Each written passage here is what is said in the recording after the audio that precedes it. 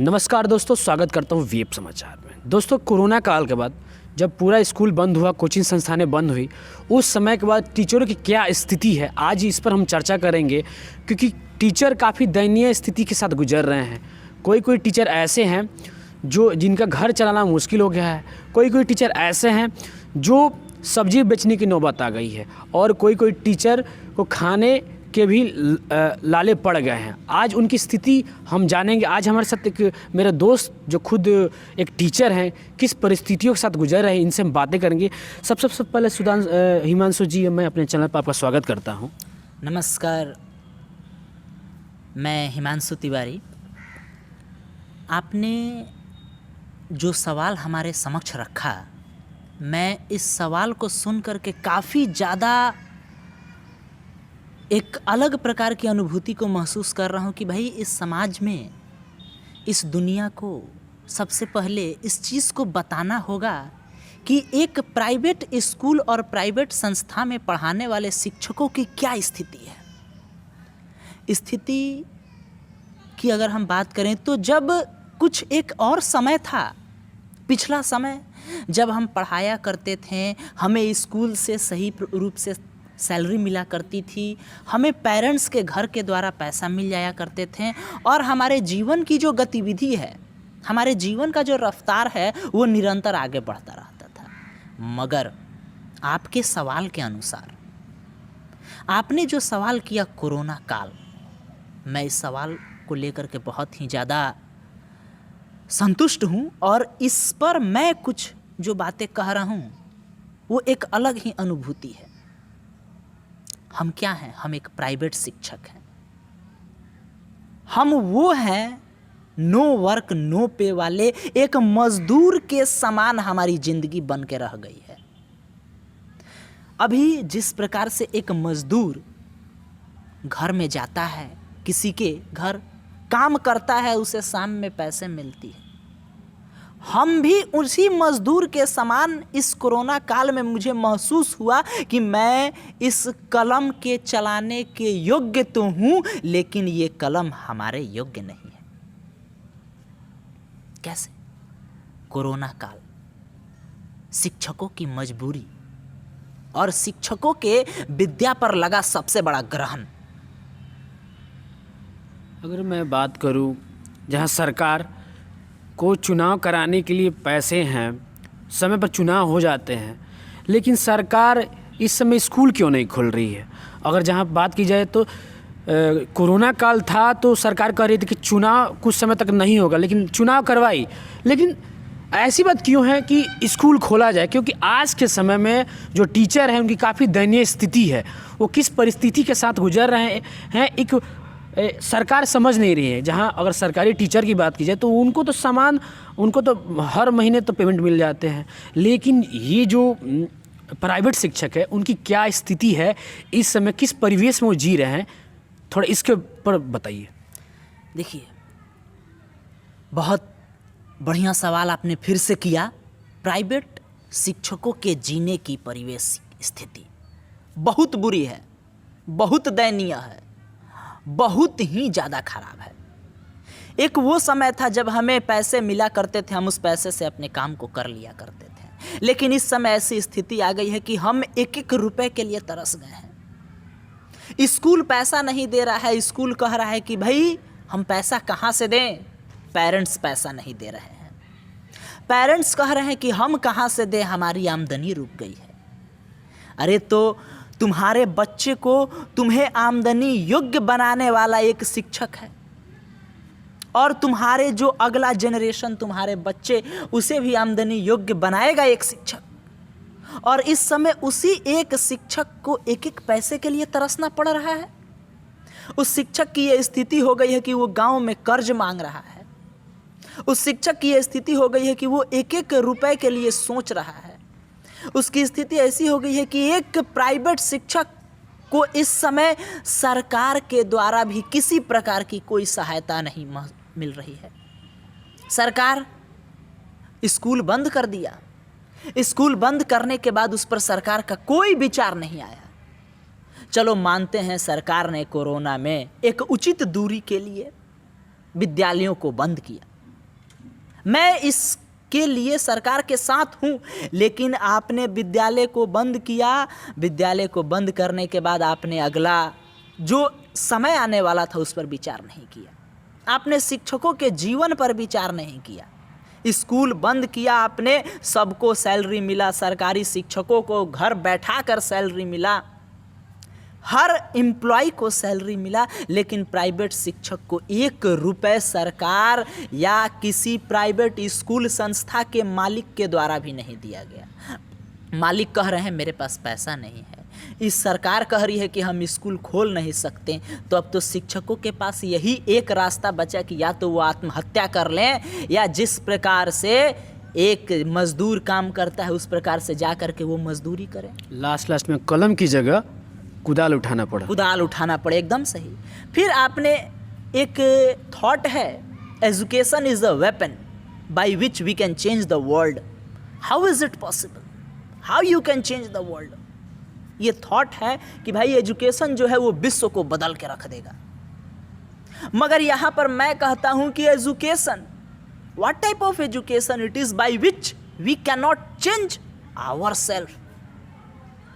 इसी विद्या के द्वारा जब हम अपने आप को नहीं बदल सकते हैं, अपनी स्थिति को नहीं बदल सकते हैं, तो हम अभी वर्ल्ड के बारे में क्या सोचेंगे।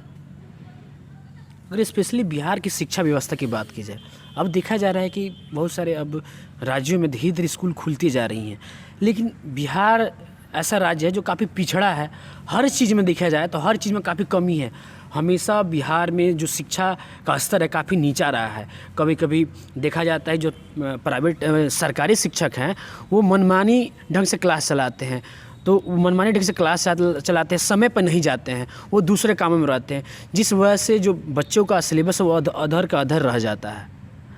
तो ये बताइए कि ये जो बिहार में शिक्षा व्यवस्था है इसको कैसे सुधारा जा सकता है, या कोई पेरेंट्स ये होते हैं कि वो सरकारी में ना भेज के प्राइवेट में भेजते हैं और उनकी उम्मीद लगी रहती है कि हमें मेरा बच्चा अगर प्राइवेट में जाता है तो उसमें अच्छा प्रोग्रेस करेगा, लेकिन सरकारी में जाता है लेकिन मेरा बच्चा प्रोग्रेस नहीं होगा। जबकि योग्य टीचर होते हैं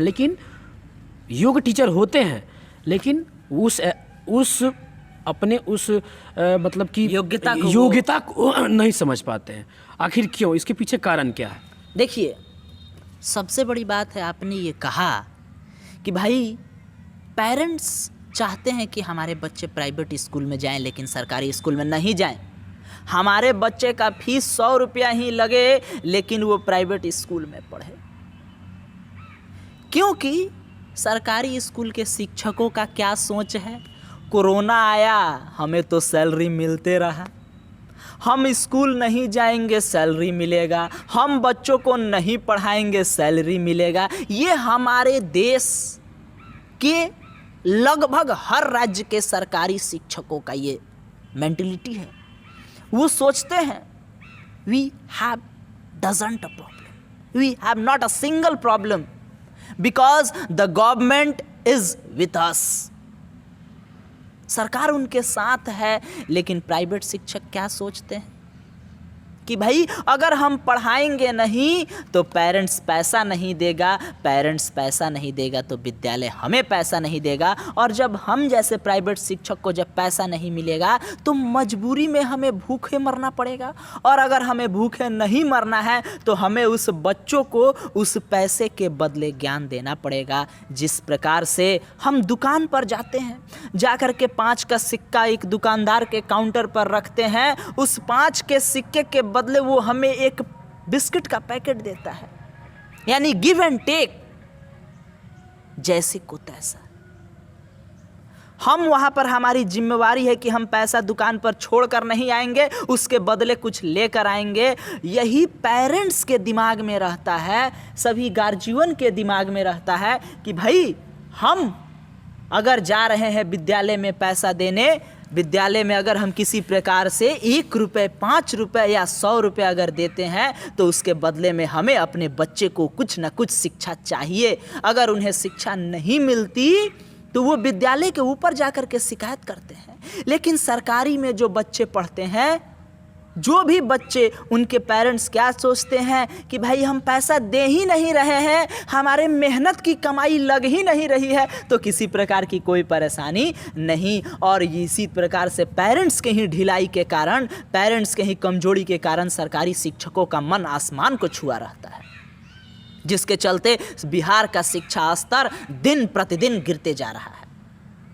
और बिहार ही नहीं, देश में लगभग राज्य के शिक्षा स्तर, अब लोग कहते हैं कि भाई बिहार जो है वो आईएएस का फैक्ट्री है। मैं इस बात को नहीं मानता हूं। I am not agree with that Bihar is the factory of IAS. इसके पीछे कारण क्या है कि आप नहीं मान सकते? क्योंकि हमेशा से कहा जाता है कि आईपीएस आईएएस का हब है बिहार में, या जेनेटिक है। क्योंकि अगर बच्चे होते हैं तो उनके दिमाग में रहता है कि मुझे कुछ करना है, कुछ बनना है। लेकिन इसके पीछे कारण क्या है जो बिहार पिछड़ता जा रहा है? जबकि हर साल बिहार से लगभग आईपीएस आईएएस निकलते हैं, लेकिन फिर भी बिहार का एजुकेशन सिस्टम सुधरता नहीं है। इसके पीछे कारण क्या है? ये जो आपने कहा कि हर साल बिहार से आईएएस आईपीएस के ऑफिसर्स निकलते हैं बहुत ज़्यादा मात्रा में, आप जा कर के उन आईएएस आईपीएस अफसरों का थोड़ा पास्ट देखिए। जब आप उनका पास्ट देखेंगे तो आपको ये पता चलेगा कि भाई वो मूल निवासी तो है बिहार के किसी एक छोटे गांव का, लेकिन उनकी शिक्षा व्यवस्था, उनकी पढ़ाई लिखाई किसी न किसी दूसरे राज्य, किसी न किसी दूसरे जगह और किसी न किसी दूसरे संस्थान से हुई है। यानी अब मैं एक बात कहना चाहता हूं, कोई पिता कहता है कि मेरा बेटा इंजीनियर बन गया, वो इस समय 50,000 रुपया महीना कमा रहा है। मैं उस पिता से ये सवाल करना चाहता हूं, आपका पुत्र 50,000 रुपया महीना कमा रहा है, आप हमें ये थोड़ा दिल पर हाथ रखकर और ईमानदारी से बताइएगा, क्या आपने सबसे पहले इनपुट नहीं लगाया? क्या आपने अपने बेटे पर पैसा खर्च नहीं किया? तुरंत उस पिता का जवाब होगा, मेरा बेटा बेंगलोर में आईआईटी कर रहा था जिसमें 5 लाख रुपया लग गया। फिर दूसरा सवाल, भाई आप एक पिता हैं, आप बिहार के निवासी हैं, आपका बेटा आईएएस अफसर है, आपका बेटा पढ़ाई कहाँ से किया था जी? वो कैसे पढ़ा? उसके पढ़ने का स्ट्रेटेजी क्या था? क्या उसका लाइन लेंथ था? तो उस पिता के जुबान से सबसे पहले एक सवाल निकलेगा हमारे लिए, are you capable? Bihar is capable to provide a great education like IAS अफसर? हमारा सर वहाँ झुक जाएगा, तब वो पिता ये जवाब देंगे कि भाई मेरा बेटा तो दिल्ली से पढ़ रहा था। फिर वो पिता ये जवाब देंगे कि भाई मेरा बेटा तो कलकत्ता से पढ़ रहा था, मेरा बेटा तो मुंबई से पढ़ रहा था। तो यानी कि निवासी होने से नहीं, मैं हमेशा अब इस प्राइवेट और शिक्षा प्राइवेट स्थिति के तरफ मैं हमेशा उसके साथ हूँ। मैं प्राइवेट, इतने दिन मेरा जीवन बहुत हर स्थिति में प्राइवेट स्कूल नहीं संभाला। मैं अगर सरकार अगर प्राइवेट विद्यालय पर अगर साथ दे, then if the government will seen what is going on, what is happening in the private school, ये मेरा विश्वास है कि जिस समय सरकार अगर प्राइवेट स्कूल के साथ खड़ी रहे, then no anyone is the clear that no anyone is the person who can able to stand in front of the private school. लेकिन क्या है भाई, गवर्नमेंट छोड़ दी, जाओ जैसा करना है करो, मुझे कोई लेना लादना नहीं। जिस प्रकार से पढ़ाना है पढ़ाओ, मुझे कोई लेना लादना नहीं। अपने शिक्षकों को पैसा देना है दो, मत देना है मत दो, मुझे कोई लेना लादना नहीं। सरकार तो ये सोचती है कि भाई 1000 सरकारी स्कूल चल रहा है, उसमें 5000 टीचर हैं, हमें हर 28 से 30 तारीख के बीच में उन 5000 टीचरों को तनख्वाह देना है। सरकार क्या कभी देखने आती है कि वो टीचर काम कर रहे हैं कि नहीं? क्या प्राइवेट स्कूलों में रजिस्टर मेंटेन होता है? क्या प्राइवेट स्कूलों में एकेडमिक इंचार्ज होता है? नहीं होता। ये अगर नहीं कहा जाए कि प्राइवेट स्कूलों में नहीं होता, तो सभी प्राइवेट स्कूल एकवट जाएंगे, वो अपना दिखाएंगे प्रूफ कि भाई मेरे पास तो रजिस्टर मेंटेन है, मेरे पास तो लॉग बुक है। सरकारी स्कूल विद्यालय आपके पास क्या है? सरकारी विद्यालय के पास कुछ नहीं। प्राइवेट स्कूल कहेगा कि भाई हमारे पास 1 to लेकर के 1 to 10 तक सिर्फ साइंस के 5 टीचर हैं। फिर वो कहेगा उन 5 टीचर पर हमने एक एकेडमिक इंचार्ज रखा है। उस एकेडमिक इंचार्ज का क्या काम है भाई? तो उन 5 पर ध्यान देना कि वो काम कर रहे हैं कि नहीं। वो एकेडमिक इंचार्ज प्रिंसिपल को बताएगा, तब जाकर के हमें सैलरी मिलेगा कि हाँ भाई ये इंसान काम किया था, इसे पैसा देना उचित है। लेकिन सरकारी स्कूल में कुछ नहीं, कोई एकेडमिक इंचार्ज नहीं, कोई पढ़ाई नहीं, कोई फैसिलिटी नहीं। आओ कुर्सी पर बैठो, स्वेटर बिनो, कुर्सी तोड़ो, पान खाओ, स्कूल कंपाउंड में थूको, शाम को चले जाओ। The government teachers are completely, they have lots of degrees, they are graduate, they are completed their B.Ed. But I am asking the teacher who is in the government school, are you capable to speak a single word of the English? Are you capable to talk with me and talk with the private teacher, those who are working in the hard labor in the school? एक शब्द किसी के पास जवाब नहीं रहेगा, because उनके पास क्षमता नहीं है। और सरकार के पास क्षमता है तो सरकार उन पर ध्यान नहीं देती। सरकार अगर हम जैसे शिक्षकों पर, अगर प्राइवेट विद्यालय पर अगर ध्यान दे तो बिहार का शिक्षा स्तर हर जगह से ऊपर होगा। फिर सरकारी टीचर कहाँ जाएंगे जो कैपेबल है? चलिए, ये भी बात आपने सही कहा। बहुत सारे सरकारी टीचर जो हैं, गवर्नमेंट टीचर्स, वो बहुत ज़्यादा कैपेबल हैं। इतनी उनके अंदर ज्ञान है कि बहुत सारे गवर्नमेंट टीचर्स के सामने प्राइवेट टीचर्स तो जीरो हैं। मैं ये भी बात कहूँगा। लेकिन एक बात, एक मिनट, अभी हमारी बातें पूरी नहीं हुई। आपके अनुसार वो कहाँ जाएंगे?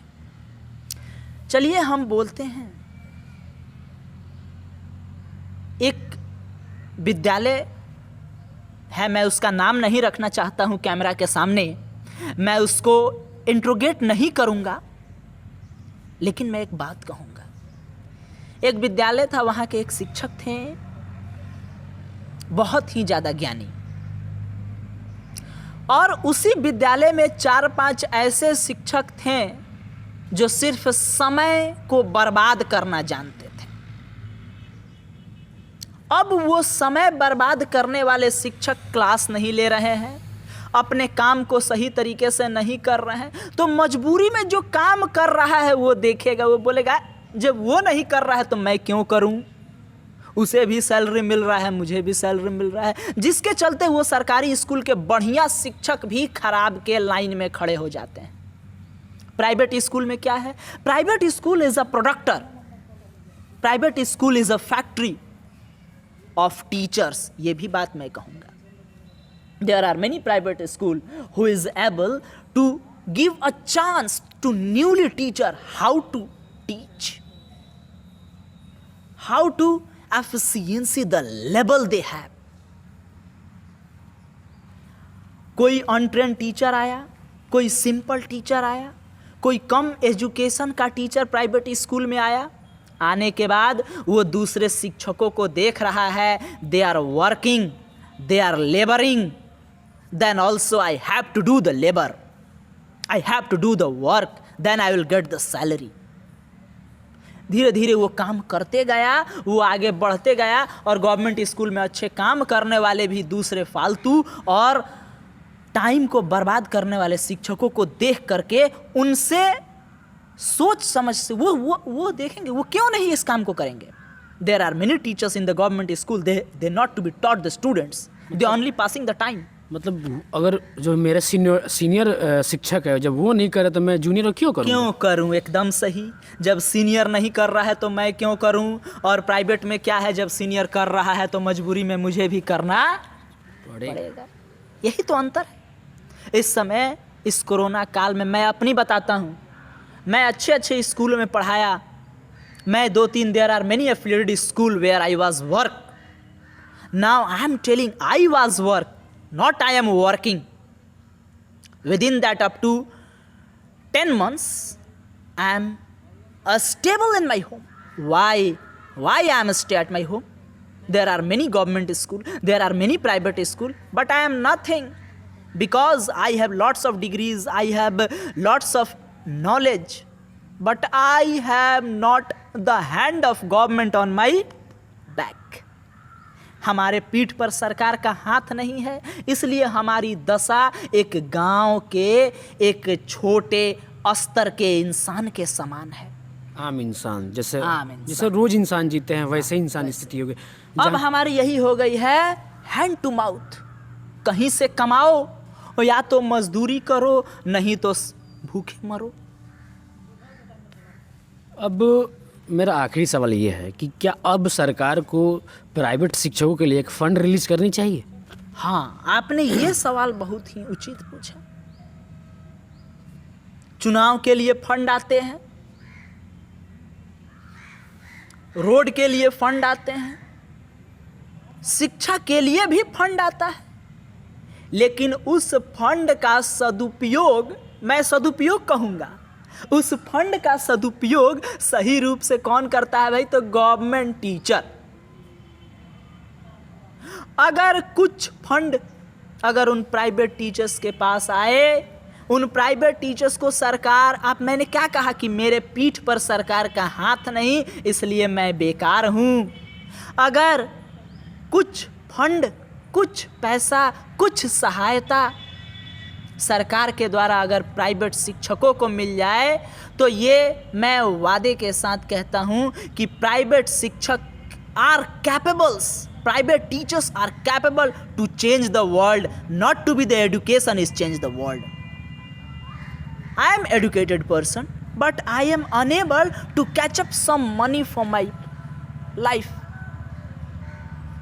I am thinking, मैं सोच रहा हूँ मैं कहाँ से पैसा लाऊंगा, मैं कहाँ से भोजन करूँगा, क्योंकि प्राइवेट स्कूल मुझे पैसा नहीं दे रहा है। वो भी कहाँ से देगा? पेरेंट्स उसे नहीं दे रहे हैं। बहुत बहुत धन्यवाद हिमांशु जी। दोस्तों, आप लोगों ने देखा कि कैसे एक प्राइवेट टीचर की स्थिति है, जहां सरकार को चुनाव कराने के लिए पैसे हैं, लेकिन एक प्राइवेट शिक्षक के लिए फ़ंड रिलीज करने के लिए पैसा नहीं है। सरकार को प्राइवेट शिक्षकों की तरफ ध्यान नहीं है, जहां प्राइवेट शिक्षक किस स्थिति के साथ गुजर रहे हैं, उनकी स्थिति क्या है, सरकार को भी समझनी चाहिए। दोस्तों, आप देख रहे थे वेब समाचार। नमस्कार।